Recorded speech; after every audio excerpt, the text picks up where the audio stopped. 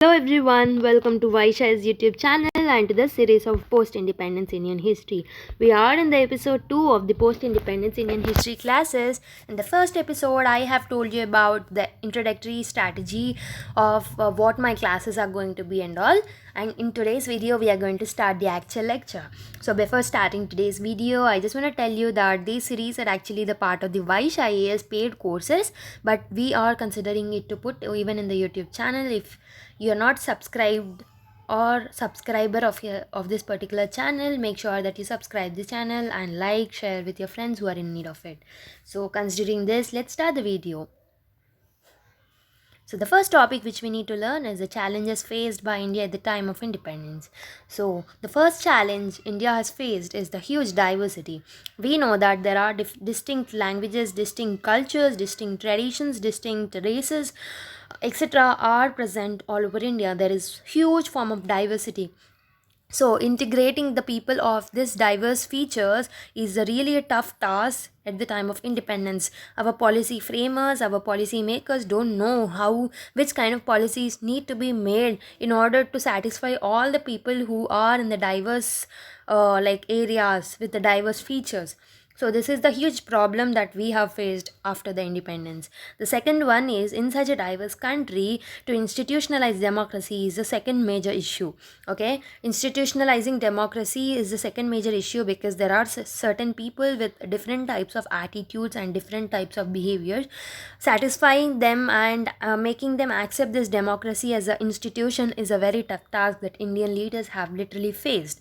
The third one is, as India was rampant with poverty, we need to actually, if we want to have economic growth and development, we need to cross this poverty and we need to develop. So in order to decrease this poverty in India, it is a major task for the leaders. Okay, this is also a challenge faced by them. And the next one is, there is huge form of inequality, illiteracy and disparity. So literacy rate was very less. There are many disparities, there are many inequalities in the form of religious lines, caste lines, etc. These are some of the major challenges that we have faced. There are many other subtopics which we need to learn, like how India tackled to resolve these all problems will be learned subsequently in the coming classes. So you can understand how really leaders have faced to overcome this challenge. Okay, so the first thing which we'll read in this is the Nehruvian era that happened between 1947 and 1964. In the Nehruvian era, we'll be reading about the integration of the princely states, which is very interesting topic that we are going to start today. And the next one is the official languages issues, linguistic reorganization of states, tribal consolidation, and foreign policy of India. In this, we'll also be learning about Indo-China War of 1962. These topics are going to be so much interesting, so regularly see the videos and make notes out of them. It will really benefit you and you will literally enjoy the classes. Okay. So before starting these particular topics, we need to learn about the background of these all events which have took place. So let's learn the background. Let's know about some background before starting the actual topic. Okay. He is nothing but the Prime Minister Attlee. He is the Prime Minister of Britain. On 22nd February 1947, he have actually declared that powers will be transferred. The actual powers will be transferred to the responsible hands before 1948. Okay, the Prime Minister Attlee, the Prime Minister of Britain, had actually told on 22nd February 1947 that the powers will be transferred to the responsible hands before 1948. So these responsible hands are who is the basic question. So in order to decide who are the responsible hands to whom the power should be transferred, he has sent one particular person, and the person is Lord Mountbatten. He is the last Viceroy of India, and Attlee has sent Mountbatten to India. So, what did Mountbatten do is, he has put forward the Partition Plan on 3rd June 1947, and as a result, he just want to make one commission in order to decide or demarcate the boundaries of Punjab and Bengal on the religious lines, and he want to propose an act in which he will lay down the points for the partition plan. And he also conducted a referendum in northwest frontier province in the Sylhet district of Assam. So this was a basic plan that he had proposed, Mountbatten has proposed. Now let's learn the Indian Independence Act 18th July 1947. So according to the partition plan, he told that he will propose an act. So the legislation has come on in 1947 on 18th July. So according to this legislation, there is a complete transfer of power as of August 15, 1947. So as of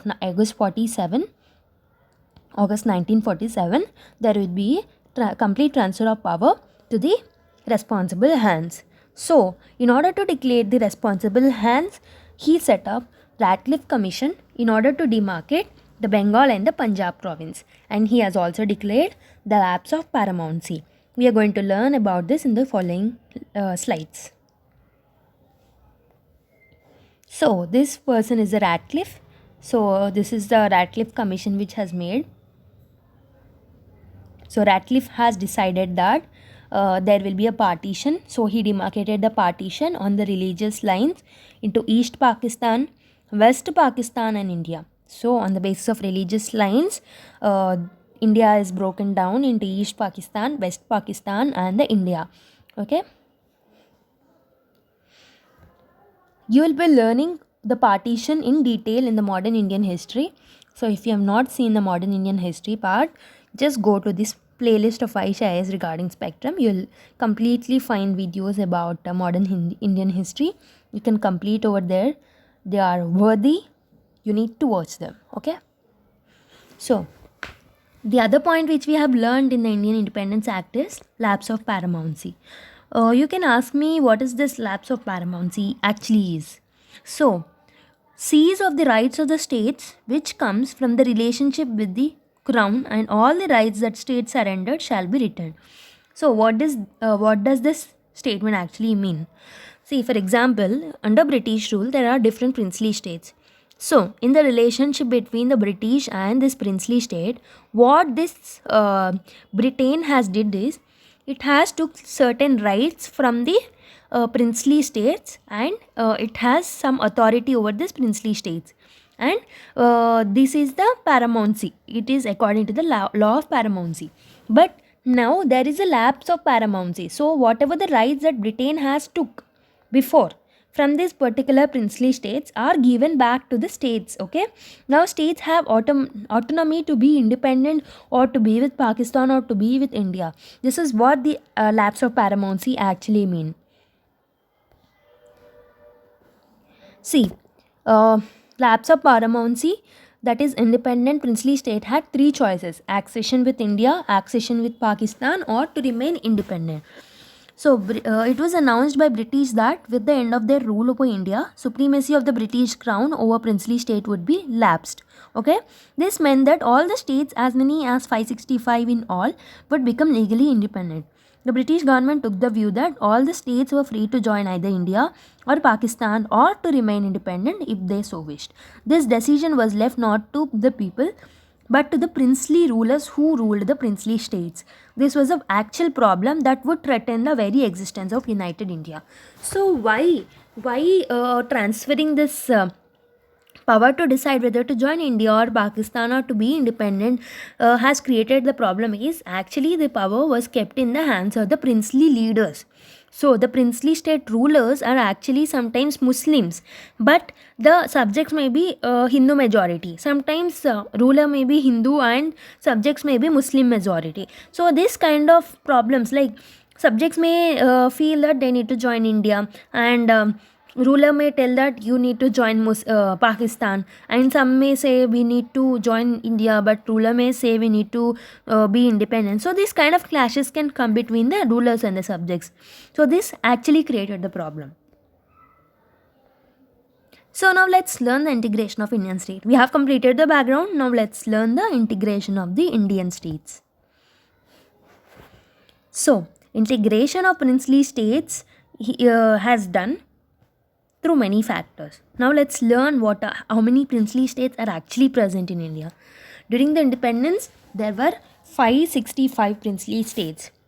Okay, there is a huge number of princely states during independence, and they actually covered 28% of the Indian population. Imagine how much contribution these princely states have towards making a unity and integration of India. And they have 48% of land. Almost half of the land are present uh, in the percentage of the princely states. Almost all princely states were not ready to annex. See, because of the lapse of paramountcy, every state feels that they need to be independent because they will have their own rights. Okay, or they feel that they need to join Pakistan, or they need to join India. But most of the states want to be independent because they will get their own rights. Okay, they can't have anyone pressurizing them, so they want to remain independent. This is the huge problem that lapse of paramountcy has actually made. So what might be the factors that led to the integration in spite of having lapse of paramountcy? What had actually led to the integration of princely states with India? See, factors have derived into three things. First one is the internal uprisings, and the second one is the strong leadership and making of Prajamandals, and the role of Congress and Mountbatten. First, we need to see the internal uprising. What are these internal uprising that led to the integration? The first one is the autocratic rule, and these rulers have large amount of powers under them because of the Britain. Because of this, they are imposing many taxes on their subjects, and they are not using those money for the welfare activities, but they are spending on their luxury. Because of this, there was a backwardness in the education and other services in that particular princely state. Welfare is totally ignored in that particular princely states.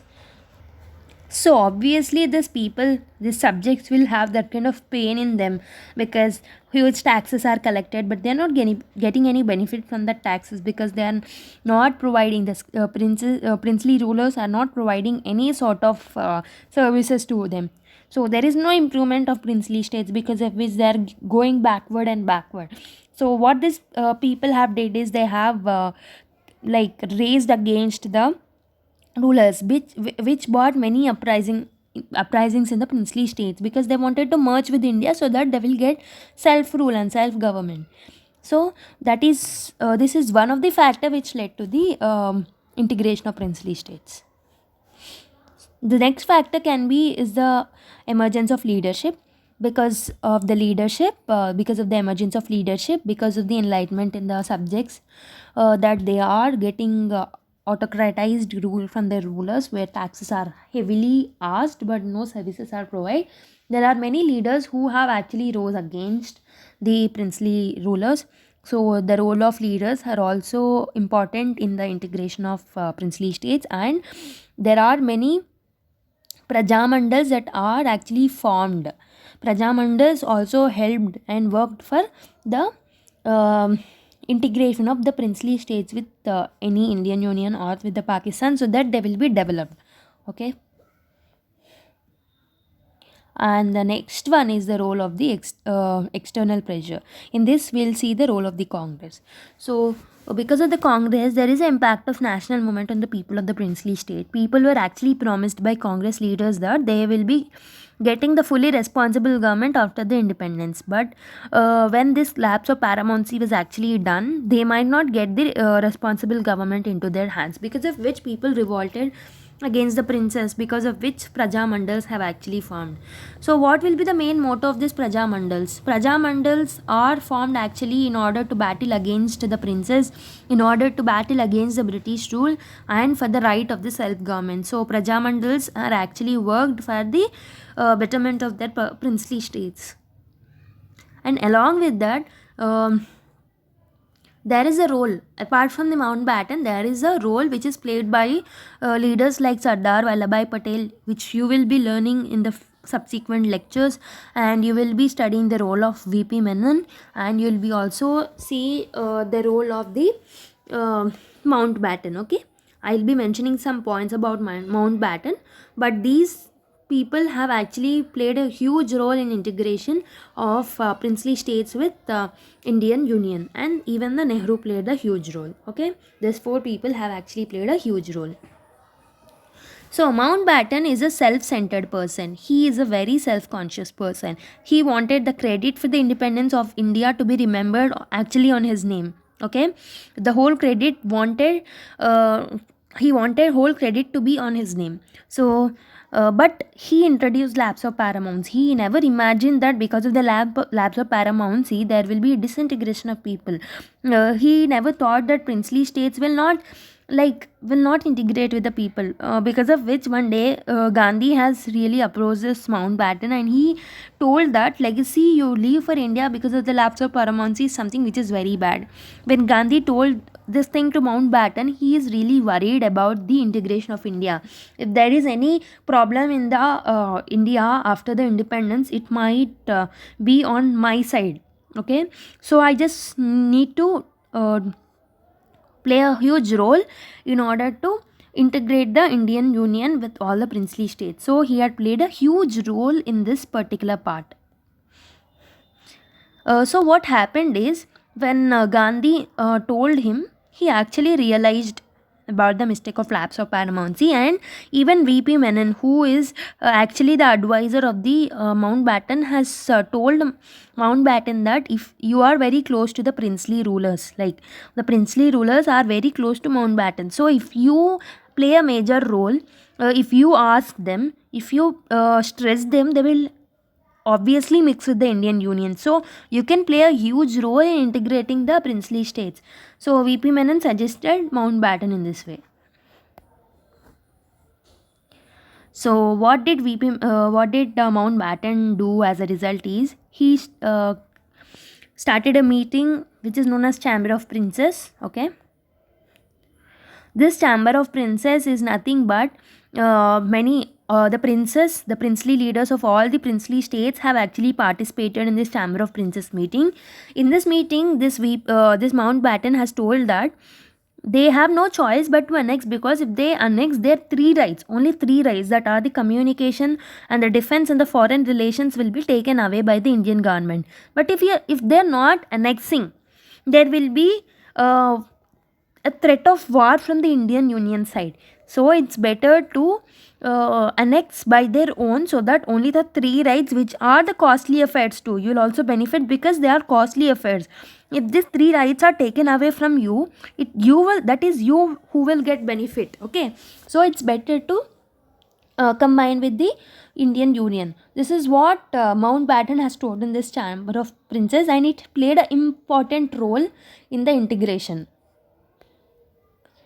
Almost all of them had signed the instruments. Initially, no one was really acceptable to join the Indian Union, but now, after the Chamber of Princes meeting, all of them have signed the instrument of accession except the 6 states.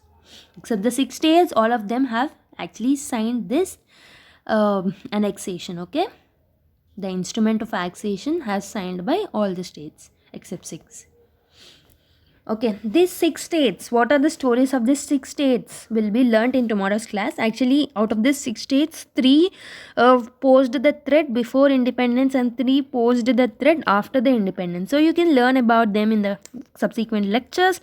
So that is it for today's video. I hope today's video you must have found it interesting, and if you want to be a part of the most qualitative and most respected test series, you can just WhatsApp to this particular number, that is 7200681675, and you can inquire about how to join test series and all. Apart from this, there are many playlists in Vysh YouTube channel where many frequent series are going on. So you can just subscribe to the channel. You make sure hit the bell icon too, so that you will be notified with whatever we upload every day. So subscribe to the channel, like, comment and share with your friends who are in need of it. Thank you everyone. Let's meet with another interesting video in the next class. Until then, take care. Bye bye.